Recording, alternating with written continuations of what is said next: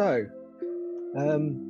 I did a run through of this talk earlier today, and it is too long.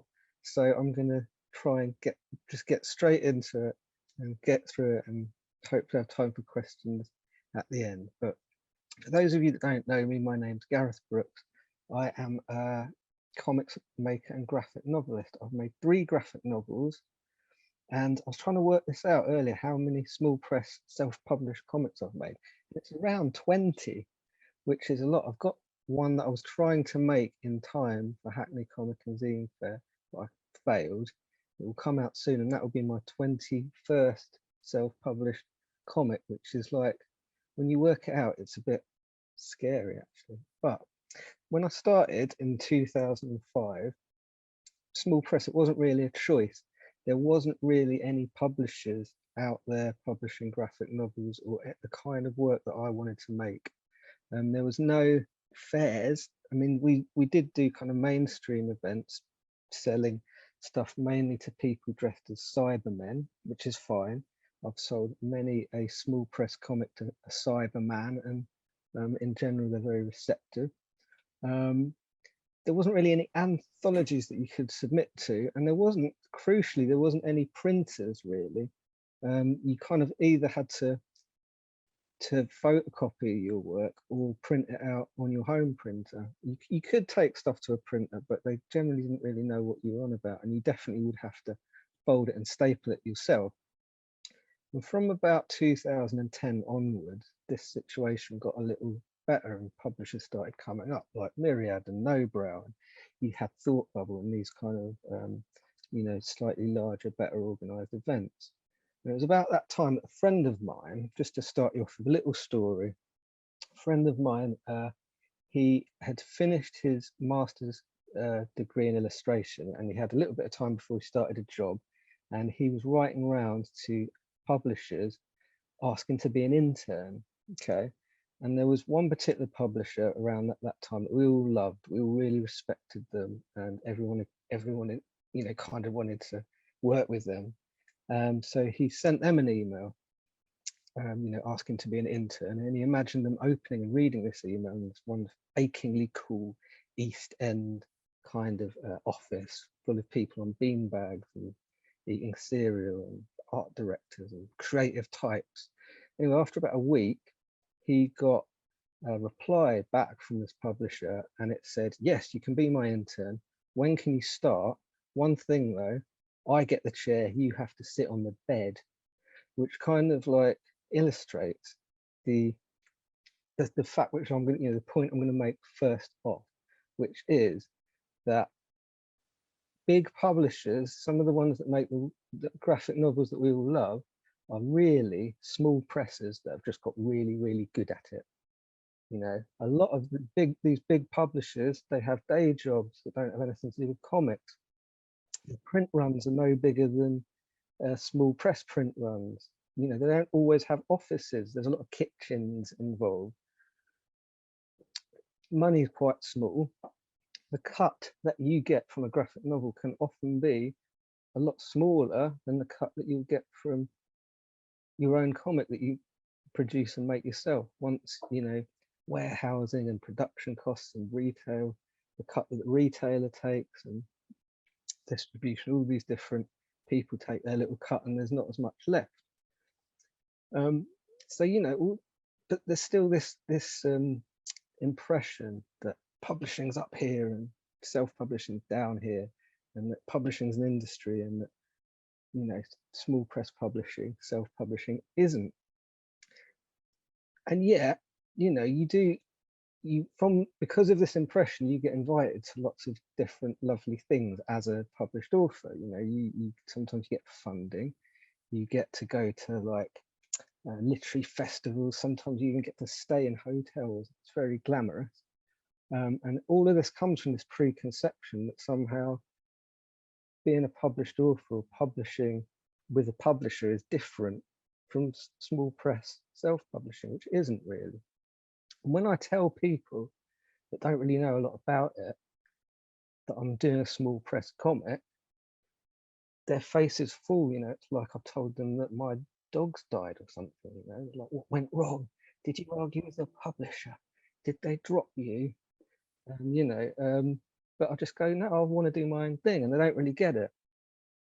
And the other thing they might say, which is even worse and more terrible, is, oh, small press publishing, what's that? Oh, you mean vanity publishing? Now, this is a cruel jibe that we only level against creative people. Let's break down what this means, vanity. Number one, it means excessive pride in or admiration of one's own appearances or achievements. The other meaning is the quality of being worthless or futile. So it's a nasty thing, you know, implication that, you know, not only you've got this terrible narcissist, but also what you're doing is inherently futile and worthless. And it's only a thing that we say to creative people. You know, if you see someone playing football in the park, do you go up to them and say, I bet you don't even pay for a third division club, do you? If you see someone growing vegetables in the garden, do you go up to them and go, I bet you haven't even got one of those courgettes into Tesco's. You know, you're just a vanity vegetable farmer. No one says these things.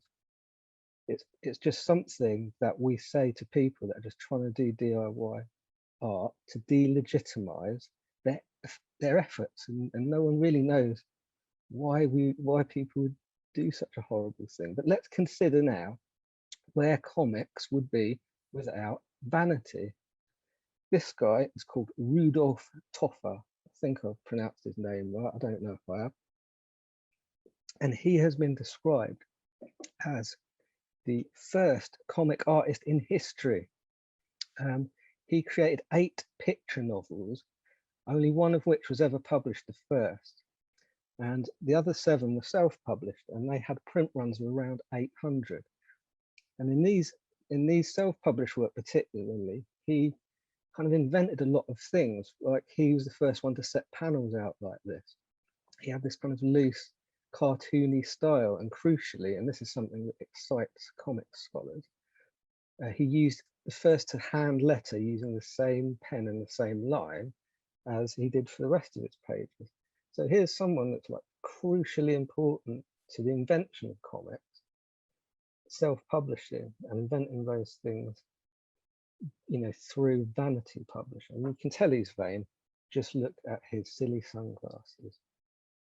Now, comics as art, comics growing up, as journalists love to incessantly write. Now, I'm sure you all know what these publications are. On the left, we have Raw magazine, one of the most influential comics art magazines ever, created by Francois Moulet and Art Spiegelman.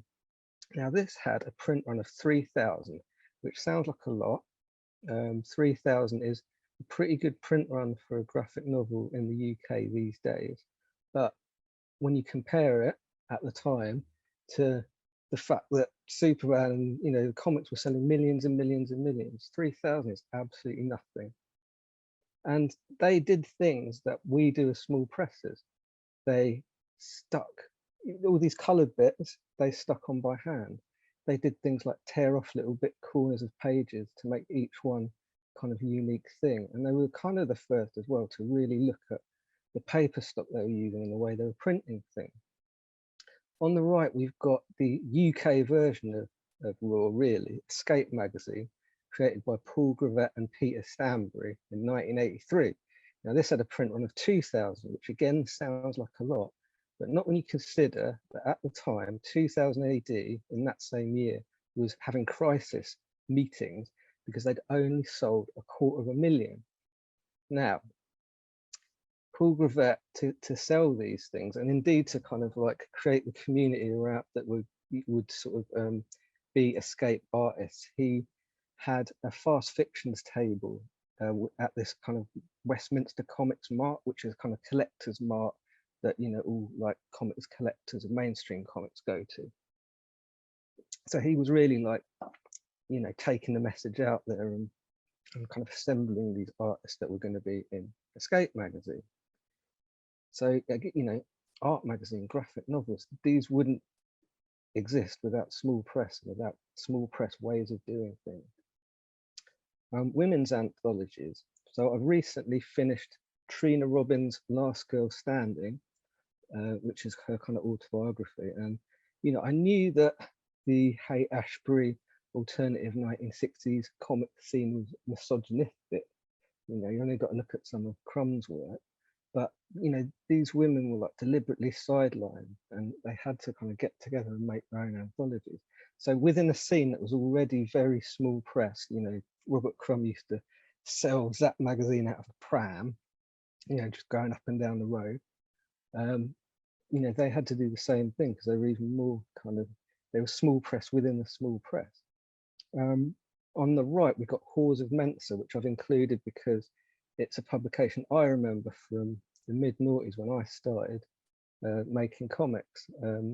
It's very, very much similar kind of thing. They had to change their name to Strumpet because Mensa got in touch and gave them a cease and desist. Skank magazine. Now, Bobby Joseph, who creates Skank magazine, has done a bunch of really good videos recently,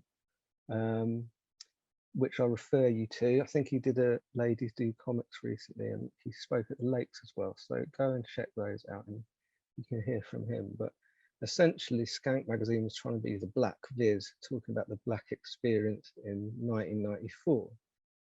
They made it in Bobby's bedroom. W.H. Smith refused to stock it. None of the high street shops would stock it at all. So what did they do? They went around record shops, comedy nights, indie shops, and they managed to sell 15,000, which again sounds like loads, but that same year Viz sold 1.2 million. So again, you know, small press, self-publishing to kind of get this work out there. LGBTQ comics. I've included Sina Sparrow here, who again is like, I've chosen him because he's someone that I remember from, you know, when I started making comics, and he's still active. You know, last time I was in Gosh, there was still Sina's comics in there, and they're kind of very funny, mischievous, gay comics about, you know, the gay experience.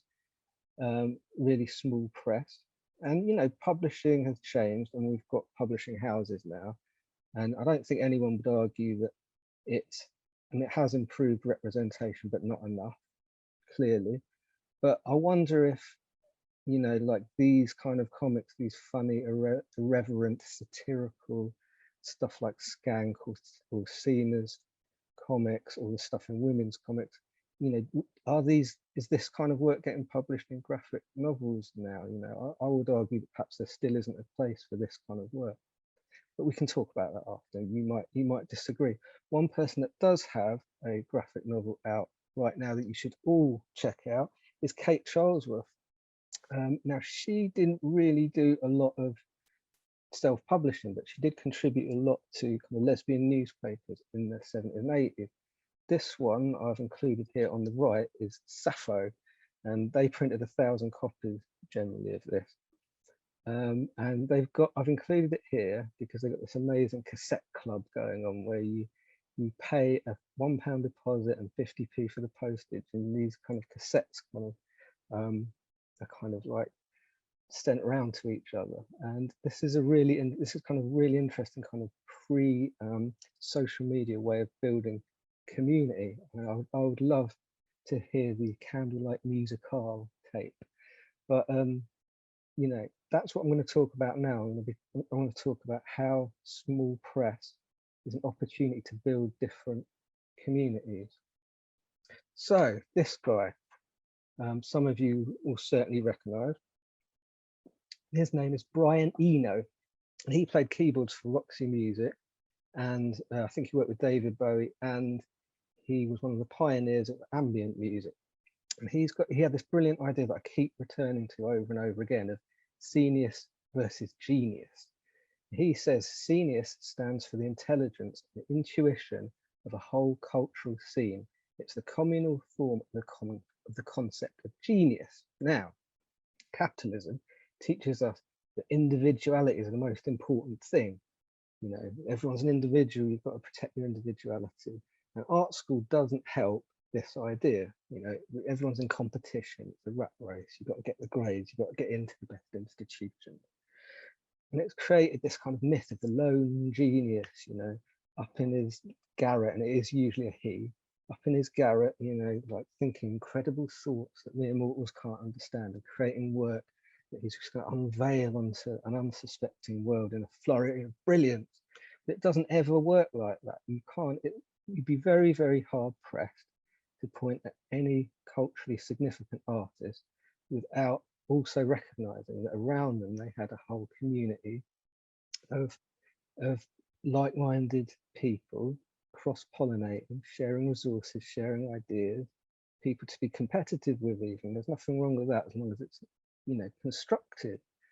And, you know, whether you're talking about the Dadaists in like the early 20th century, tearing up the rule book of art and creating, you know, like responding to the horrors of the early 20th century, or if you're talking about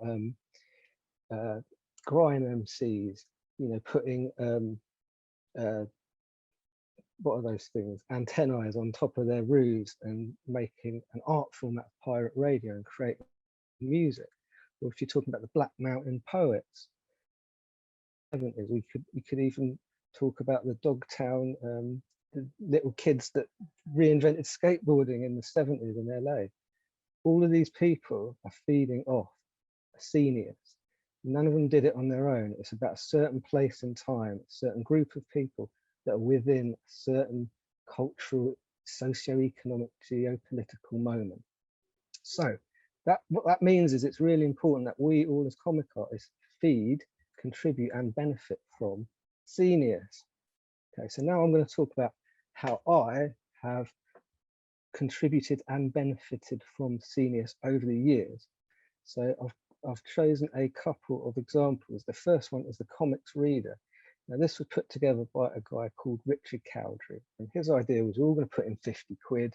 He was going to go to a printers and we're going to make a tabloid size newspaper, and we're going to get 1,000 of them.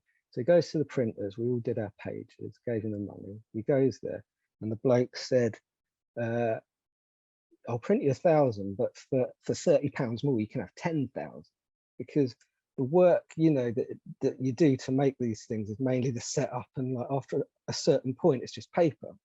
So he went, all right, then we'll have 10,000. And you know, you don't know what 10,000 comics looks like until it lands on you.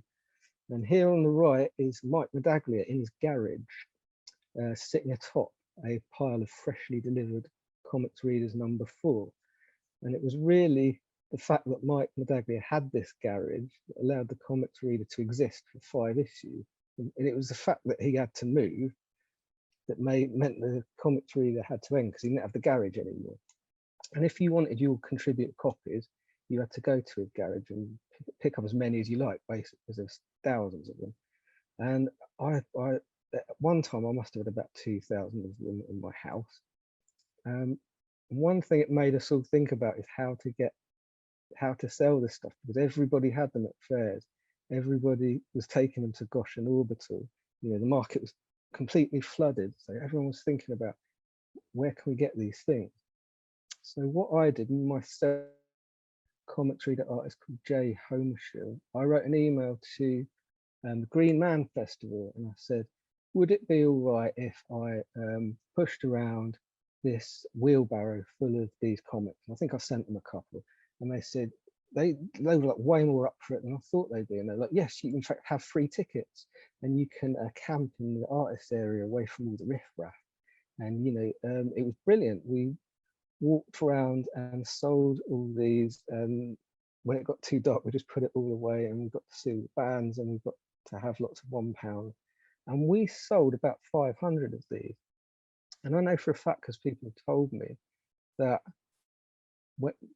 there are people that kind of saw the Comics Reader, then checked out the artists and their websites, then they went to Gosh, or they went to Page 45 or OK Comics, and then they bought the comics and they became comics readers. They became part of the audience. And one thing everybody said over and over again was, I never knew this stuff existed.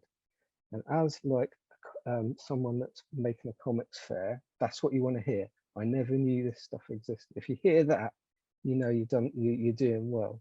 Now some big festivals like LCAF and Thought Bubble, you know, they're great. Like long may they reign, but they don't necessarily get people that don't know about comics in, because you know there's a charge at the door and you kind of got to know about them to be there. So I think kind of it's important that sometimes we take our stuff out to where no one knows about us and kind of like try and grow the audience and the community that way. So shortly after this, around this time actually, I was involved with a group called the Alternative Press. And Alternative Press was active from maybe 2007 to maybe 2012. If you want to know about them, there's a film called Comics Are My Rock and Roll, which I think is on Vimeo. But yeah, I was involved maybe in the late noughties, and we were like really, one of the things we really wanted to do is kind of break up the idea of fairs. You thought fairs were kind of intimidating because you go to them and there's lots of people selling their work and go, oh, please buy my work. And then also like the creators, because they've got to be behind their tables, can't necessarily meet each other. So we made this event called Are You Zine Friendly? And the idea was you come along, you leave your comics on the table and we'll sell them for you. And then you can go off and chat and network. To which end we had this washing line where people stuck zines on, and that way, you know, if you're talking to someone, they're like, oh, what kind of comic do you make? You can show them. And also people can just read them without having to go up to the table. And it worked really nicely. You know, I reckon only 1 or 2 got nicked, which was a bit of a result. And then in the evening we had some music, and there was also kind of little areas where you could do communal drawings and break the ice by drawing together with other people. So, and then we had this one called Collaborama. Now the idea of this was we were going to have a comics fair in a pub, but during the day we were going to make a zine in a day, and we were going to draw it, print it, staple it and sell it to people all in the same day. Okay. And to that end, the Footprinter Workers Collective from Leeds very kindly came down, bringing their risograph machine with them, and this amazing quickie fold machine, which I've never seen anything of. You know, it folds them all up and staples them. It's great.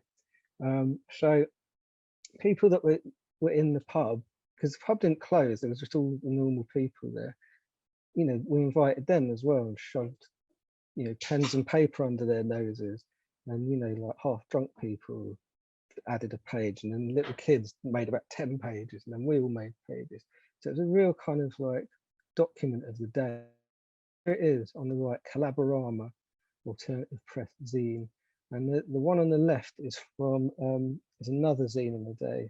It was done at the London Zine Symposium, which is another really interesting kind of fair that was around at the time.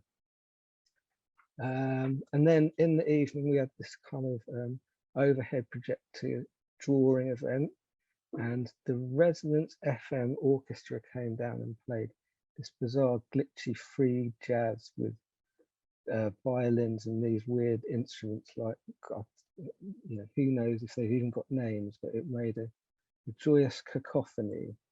And you know, people said, I never knew this stuff existed. So this is DIY cultures. I'm putting this in because, you know, I went to this both as an exhibitor and as a punter, and I've kind of written a little mission statement they've got there, you know, that it's about exploring the intersections between activism and art, that there's lots of different forms of DIY art included, and that it's sort of centralizing Black and people of color. And it was organized by Sophia Niazi, Hamja Ashan, and Helena Wee. And it's just a really good example of how different and exciting an event can be when it's run by people of color, and they're the ones deciding who the exhibit is going to be, what the talks are going to be, what the whole program is going to be. And there's a whole kind of subcultures of comics and zines that suddenly became visible and vocal, and people that I haven't seen before or since suddenly kind of were there. And that time it was me saying, I never knew this stuff. And to me, that is the essence of seniors. Now, a lot of this kind of stopped and trailed off. This is the last picture of the last comic fair I organised in 2018, and it was the South London Comic Zine Fair in South Norwood, and it was quite a way out.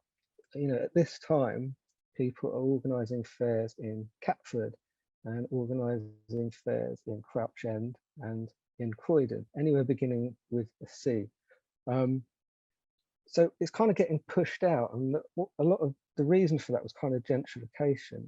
Some of the spaces that we used as in the alternative press in Shoreditch and places like that just got took over by really uncool people who didn't want to know anything about zines or small press comics fairs, or they would charge like exorbitant amounts of money.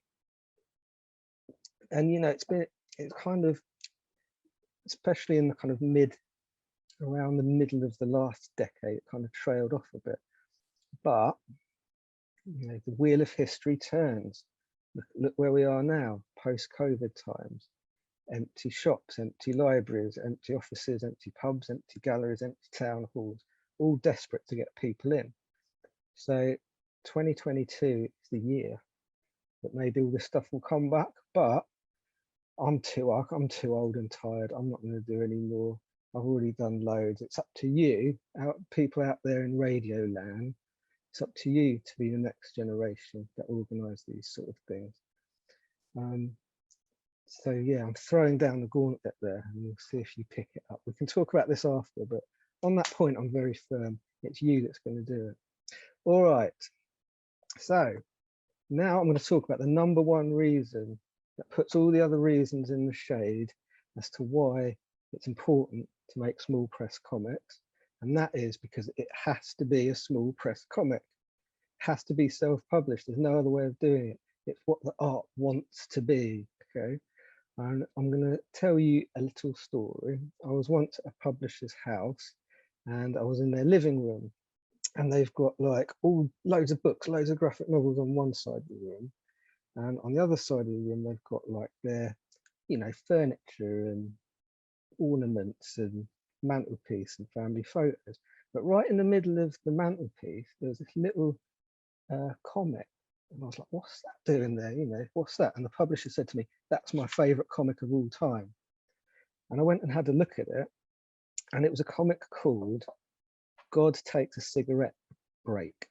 And it was by Ralph Kidson, who was a comic artist he was involved with the Comics Reader a couple of times, and he made something called Giant Clown, but it was all back in the noughties. And I said, this is your favorite. And I looked through it, and it's the pearly gates. God comes out of the pearly gate, smokes a cigarette, and then goes back in. That's all it is. Printed on cheap paper, black and white, very simple line work. But it's a really, really nice and well observed study of someone who's got a lot of stress and is holding on to a lot of responsibility, just taking a moment for themselves. And yeah, he's got all the kind of body language right, and it's really beautifully observed. And I said, you know, I can see why this is your favorite comic of all time. Why don't you publish it? The publisher said, how can I publish it? What am I going to do? Make God Take the Cigarette Break the graphic novel? You know, how many fags is God going to have to smoke? It's not going to happen. It's already perfect as it is. It's already the thing it has to be. You know, even the fact that it's like quite a small print run just makes it more special. I'm going to talk about some of the comics, and my favorite comics that are small press self-published comics, because they have to be, beginning with Owen D. Pomeroy's Kiosk. It's just that, page after page of imaginary modernist kiosks, and with a bit of commentary. I love it, but no one's going to publish this. It's quite niche. Next, we've got Acclaimed Press, fantastic. But to me, these guys represent like everything that's good about getting your bone folders out and getting your scalpels out and getting your cutting mats out. You know, making books that can only be made by hand, that can only be made in this short run way. This one is kind of stapled in 3 different places. So you can read it in like loads of different ways. You know, you can read it in almost any sequence. Really clever, and each one's kind of unique. They also do this corrosive cartography, which is, I had one here that I was going to show you. They kind of open up like so. It's a piece of origami brilliant. It's like a pop-up thing. And you know, like this is my favorite one here, Henry and Stanley Miller's Dream Buffet, where you can imagine yourself walking around picking up food from their strange buffet where Kellogg's multi-grain shapes for some reason have the biggest table. And you know, this is, you have to make this by hand. I can't imagine the machine that would produce these and manufacture them, or indeed the audience that would like pick them up. They are already perfect. They don't need publishing. This is my favorite zine of all time, What's New Pussycat.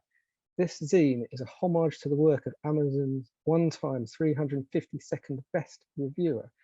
And it's a kind of an attempt by Abby Palmer to forensically examine the reviews of this one reviewer on Amazon and try and reconstruct what are they like, how old are they a man or a woman, where do they live? And she's quite obsessed with these reviews. But I mean, there's a certain poetry to these reviews. The person that's written them is very strange. Like, he only reviews LED lights and cat calendars, and also gets very angry if there's too many kittens in these cat calendars and gives it 1 star. And says, too many kittens, this is a cat calendar.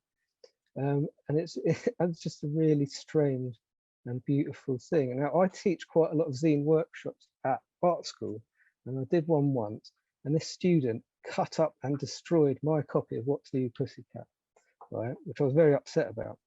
So I tweeted in the session, I tweeted Abby and showed her what had happened, and she sent me a new one. But the new one's completely different. You know, the old one was black and white. This is full color. This one is inexplicably covered in lipstick smudges, and it's bound with rope, which the other one wasn't. It was just stapled. It's amazing. It's kind of like, and there was only a print run of 30, so how can they all be so different? The Daily Mail, mini Daily Mail, rich people failing to integrate into British society. Darren Cullen, there he is, selling his mini Daily Mails out from his mini Daily Mail newsstand. I mean, it's just a complete parody of the actual Daily Mail, and it's brilliant, but no publisher's going to touch this. They don't want to mess with powerful forces. You can only do this through small press. So around the time that I was selling all my comics to these Cybermen, I was, you know, I did wonder sometimes, is this really for me, you know, this whole comics thing? 2 artists that really kind of, when I bought their books, convinced me that it was for me is Matilda Tristram and Scott Jason Smith, both of whom have graphic novels out. But at the time that I'm talking about, they were just making small press comics. They would color by hand, so each one could be a different color, and they would often do it like on the table. You know, you'd say, "Oh, what kind of shirt do you want? What color shirt do you want him to have?" And you know, it was brilliant, and it just made it really personal, like a performance, a really kind of an authentic connection. You can't do that if it's published. They're not going to pay someone to color them all in. So yeah, again, it's got to be small press. This one's a strange one. This is one of the first comics I ever bought, and it's about a boy whose back is the same shape as a corner. That's a 90-degree angle, and he only feels happy and comfortable when he's standing in a corner so that his back is flush to the wall. The rest of the time he's constantly anxious, but when he's in the corner he's blissful. And it's about, you know, how this affects his relationships. Now, this is such a brilliantly bizarre idea. I would love to see someone pitch it to a publisher. It would be comedy gold, but it's brilliant. You know, it's already perfect. You can give away free gifts. On the left, we've got meteorites, which is a bit like Owen's kiosk one. It's just page after page of very tightly drawn meteorites, but it came free meteorite, which I've subsequently lost, and I can only imagine the meteorite got mistaken for a normal stone and thrown in the garden. But you know, free meteorite with every copy. Or shit stories which came with a free tea bag that's almost certainly been rendered highly toxic by having a face drawn on it with permanent marker. Again, a publisher's going to object to this kind of behavior. So I've got to mention at least one of my small press comics.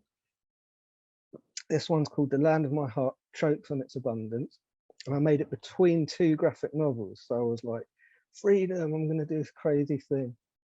So I made, it's a silent, semi-pornographic, psychedelic, science fiction narrative that's hand-bound using Japanese stab binding. So you've got that kind of little drill thing you have to make all the holes with, and then you have to do the thread. And then the front cover and the back cover are 3-color mono prints that are hand done, so each one's unique, and they fold out into a kind of A3. And each one takes about 5 hours, but I don't care because it's like my thing, and I've chosen every aspect of it, and I kind of enjoyed switching off and making them. But you know, again, it's not something that could ever be published. Having said all this, and I don't want you to go away thinking Gareth says don't publish anything, it's terrible and it's pointless and just self-publish, because sometimes some books are perfect to be graphic novels. The Roles We Play by Saba Khan is a good example, and it's a really important education of a book, and everyone should read it, and it deserves that broader audience. It needs that, it needs the translations and all the rest of it. But even within that kind of creative journey, small press comics were really important for Saba, because she did something that I've done, which is, you know, even if you're halfway through, you just run off 100 copies of a section of it and sort of get some feedback from the seniors, you know, see what people make of it. And for you as well, it's kind of, you see how it's printed, you start thinking, how big should it be? Does it work like this? What happens in that page turn? Because you've only ever seen it on the screen. You don't know what it looks like as a material thing. So even with books that have to be graphic novels, small press can play a role. And with that, I think I'm going to stop now because I've talked for ages now. You've probably got questions. So thanks for listening, and I'll hand over to Joe.